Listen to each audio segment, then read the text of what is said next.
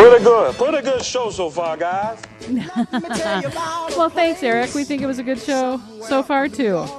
That was our producer commenting on the quality of our programming, right? That's right. This is Where You Live with Gene and Tony. We're broadcasting from the Concierge Landscape Studios, and we are brought to you by Extreme Exteriors and the Kim Bennett American Family Agency. It's time for a message from the Minnesota Multi-Housing Association.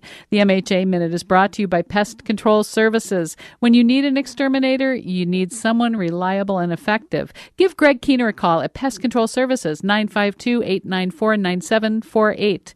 Pest Control Services is a proud member of Angie's List and a member of the Minnesota Multi-Housing Association.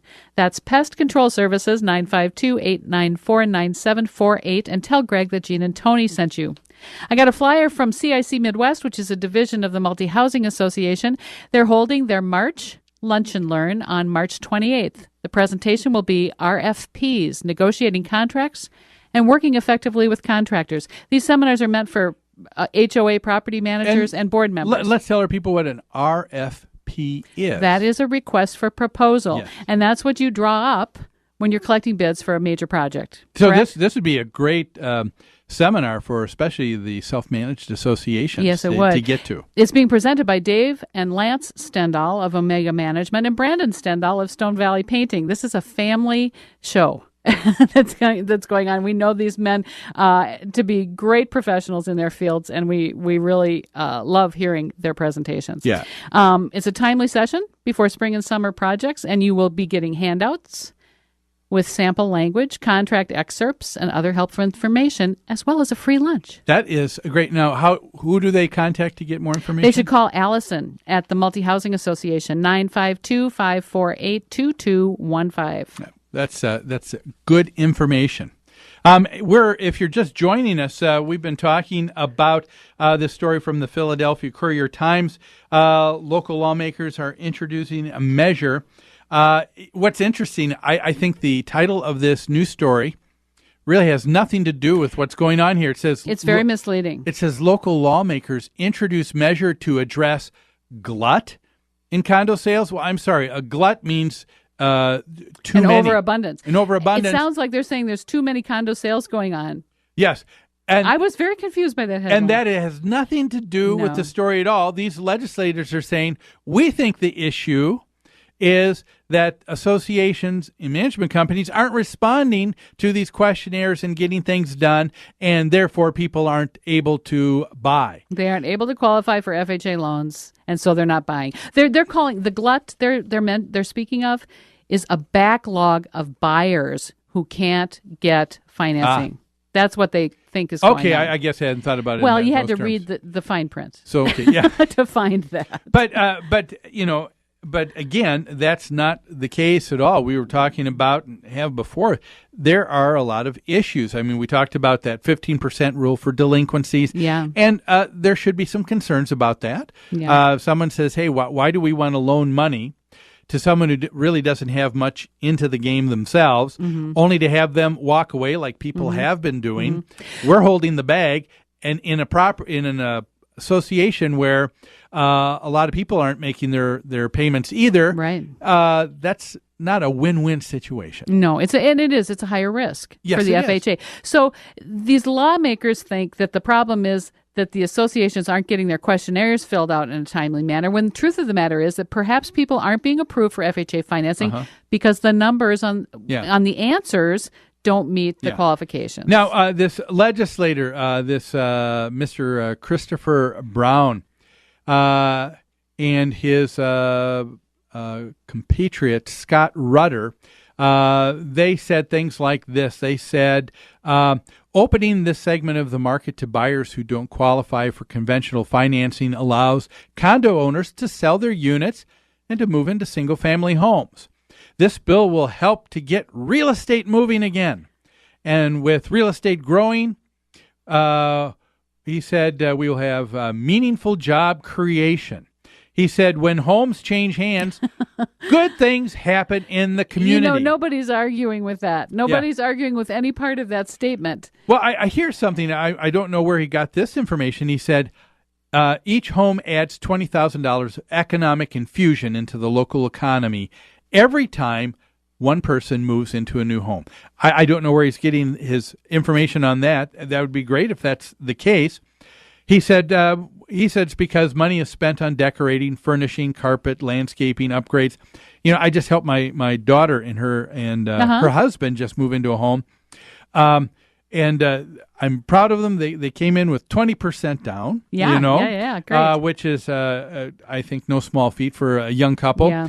But after that, they certainly don't have $20,000 to infuse in the economy. You mean they didn't spend $20,000 moving? If we're decorating and furnishing and carpets, no. In fact, I bet they relied on mom, dad, brother, and extended family to provide services during this move. Yeah, would be my guess. I'm sorry to say publicly, I was away on a business trip, sure, so I wasn't Dad. available to help them when they moved. Well, all right. But I think they've forgiven me for that. And they didn't spend 20 though. No, but here's what's interesting, and this is something that a lot of people probably wouldn't have thought about, and that is it gives the credentials of Mr. Christopher Brown, because he's the legislator. He's a legislator part-time. He owns and operates a real estate company and title business. Why is that interesting? Certainly, I think we would all say that real estate has been sort of the canary in the cave. Sure, that's right. Sort of the first, in the mine. Yep. The first thing that we take a look at as how the health of the nation's going economically because of home sales and whatnot. But could there also be a ulterior motive with Mr. Brown as well? He definitely has vested interest. But let's say he runs a title company, so perhaps he is seeing many deals being held up because questionnaires are not coming in from homeowner associations. Let's grant him that. Perhaps he is seeing a trend like that.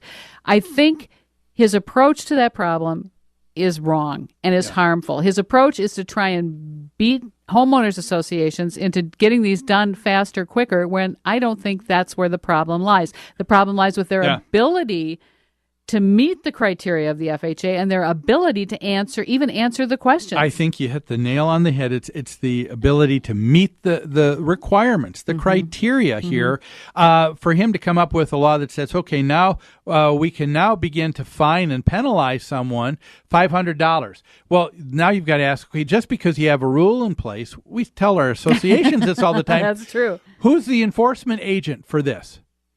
We don't know. That's right. Who's going to bring bring this up? Who is going to be dealing with all of this? Just because who gets the $500? Yeah, just because you write this up doesn't mean that it's going to be done. Andrew Fortin, who's the Vice President of Government and Public Affairs for Community Associations Institute, said he thinks this bill blames the victim, and he thinks the victim is the homeowner association. He said the questionnaires from the FHA are intimidating because they require a board member or officer to attest under federal criminal penalty that all the information is correct, or that if they have knowledge of a dispute within an association that could result in an FHA borrower going delinquent. What the heck does that mean? I'm supposed to attest that there is or is not any situation in this homeowners association that might cause an FHA borrower to go delinquent? Yeah. That's kind of bizarre. Yeah, it is. To say, we want you to make that statement, and we want you to make that assertion and give us that confidence. Under criminal penalty as a consequence. It's always been the case that I've seen where, because I've sold real estate so many times, when it comes to the closers, they say, just sign this so that we can be done with it. And you go, wait a minute. That has nothing to do. You want me to do that because you just want the transaction done. Right. What is it that you're asking someone to do? What is it that you're asking someone to promise? And you're right. If what they're asking someone to promise and attest to is something that they don't have, that's above what they have their knowledge of. That's right. I think the presumption is there, and again, it goes back to the requirement and not the non-signing of the disclosure statement. The willingness or unwillingness to fill out the questionnaire. That's right. I think that is just ridiculous. I think I've met Andrew Fortin. He's a sharp guy, and I would agree with him on his assessment here This is blaming the association as the victim and not taking a look, I think, at the real problem here. And bottom line, I'm sorry, Mr. Brown and Mr. Rudder, I don't think you have legislation that's taken care of anything or changed anything. That's right. It's adding a problem, that's for sure. Yeah. Well, hey, one thing that we do have to do right now is we've got to take another break. Don't go away. We've got a whole another hour of Where You Live with Gene and Tony. We'll be back